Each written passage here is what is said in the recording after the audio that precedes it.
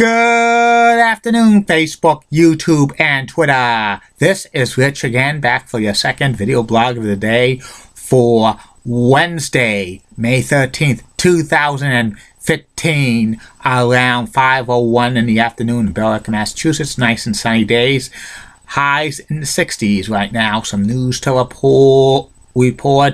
The owner of the World Wrestling Entertainment, Vince McMahon, is going to be inducted into the Boys and Girls Club of America's Hall of Fame because the WWE has given a lot of money over the years to local boys clubs of Connecticut. So good for Vince McMahon. And also, Justin Masterson, starting pitcher of the Boston Red Sox, is going on the disabled list with a sore arm.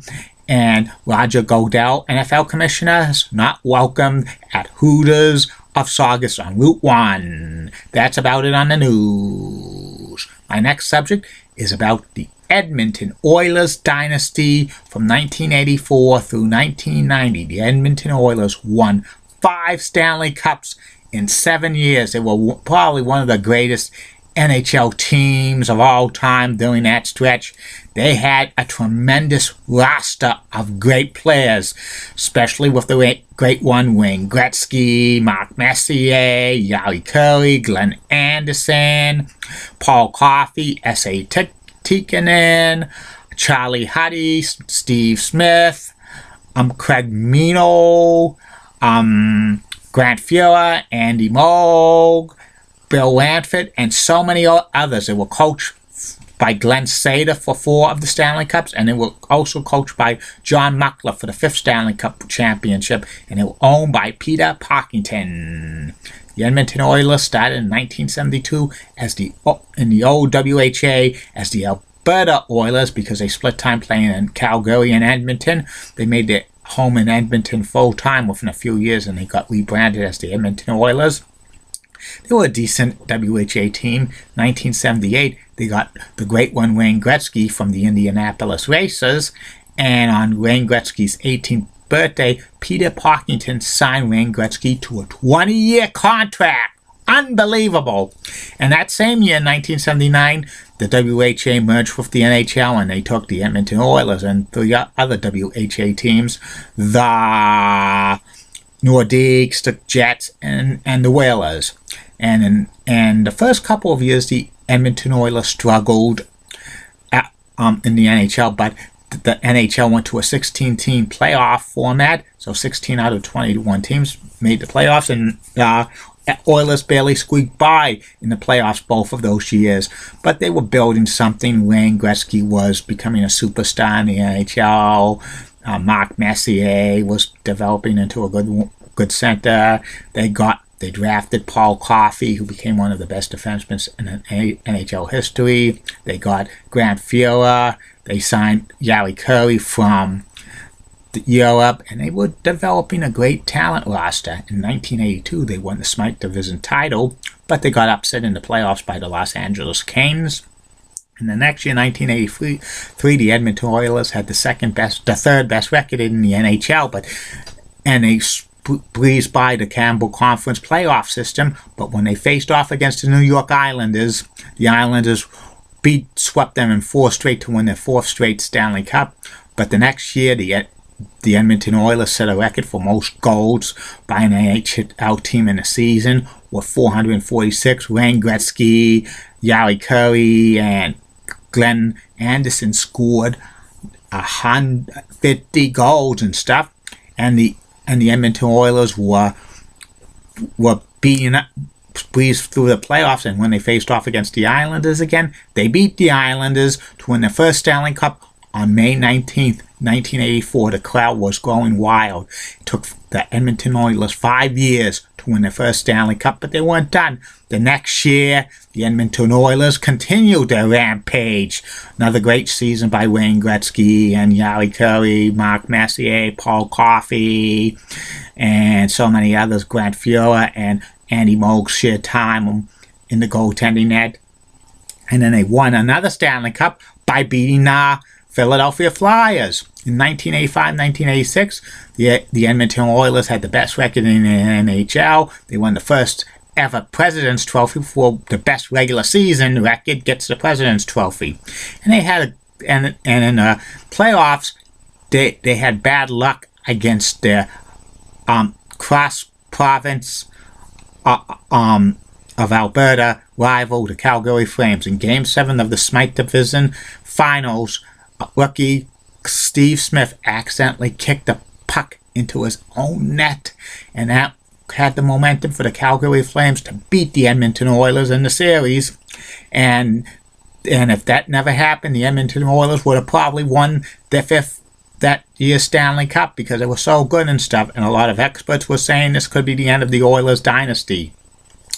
The Oilers came back, regrouped in 1987, and they won another Stanley Cup by beating the Philadelphia Flyers, even though the Flyers goaltender Ron Hextall had a great year, a great playoff, and he won Conn Smythe Trophy. Around the beginning of the 1987-1988 season, there was turmoil with the Edmonton Oilers. Andy Moog was tired to be a backup, so he sat out, and Paul Coffey wanted to renegotiate his contract, but he sat out. Eventually, both Andy Moog and Paul Coffey were traded, and Peter Parkington was looking to trade Wayne Gretzky, because even though he signed a 20-year contract, he had an opt-out of the 1988 after the 1988-89 season, and Peter Parkington wanted to get something for him in return.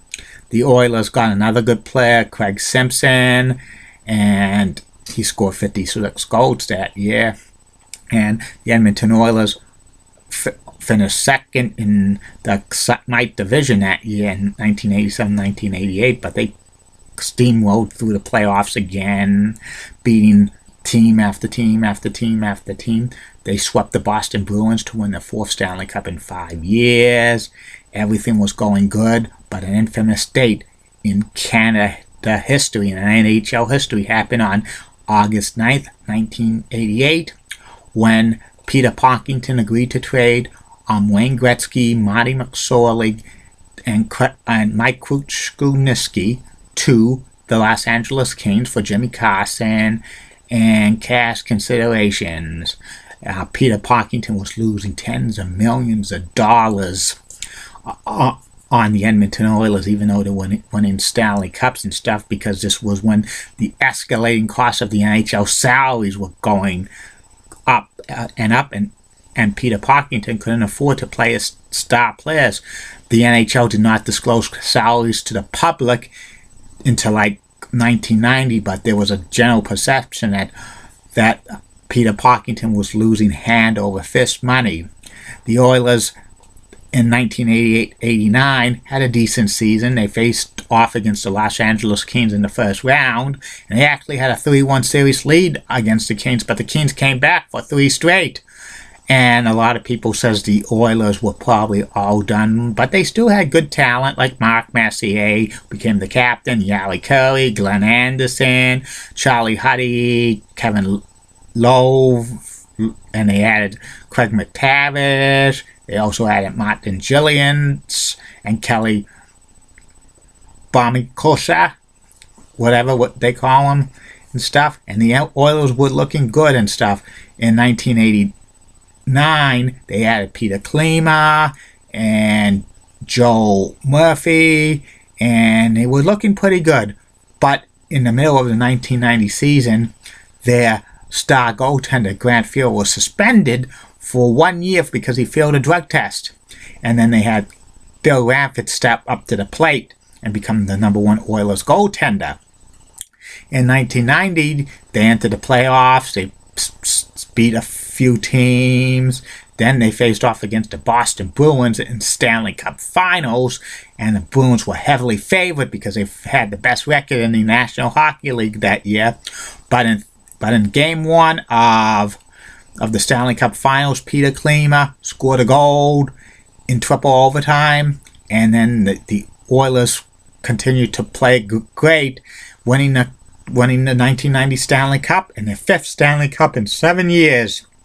And Bill Ranford got the Conn Smythe Trophy. And Bill Ranford, a lot of people were saying he was the next great Oilers goaltender. but he was a workout horse for the team. But the Oilers started to lose out great players because all the great players were starting to go. Yali Curry went to Europe after the 5th Stanley Cup victory.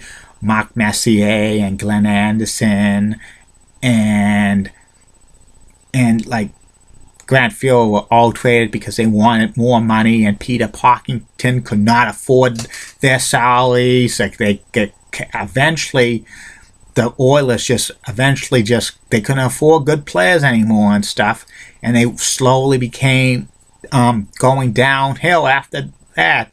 And the Oilers, in my opinion, were probably the second greatest Stanley Cup winning franchise of all time, with so much talent and stuff.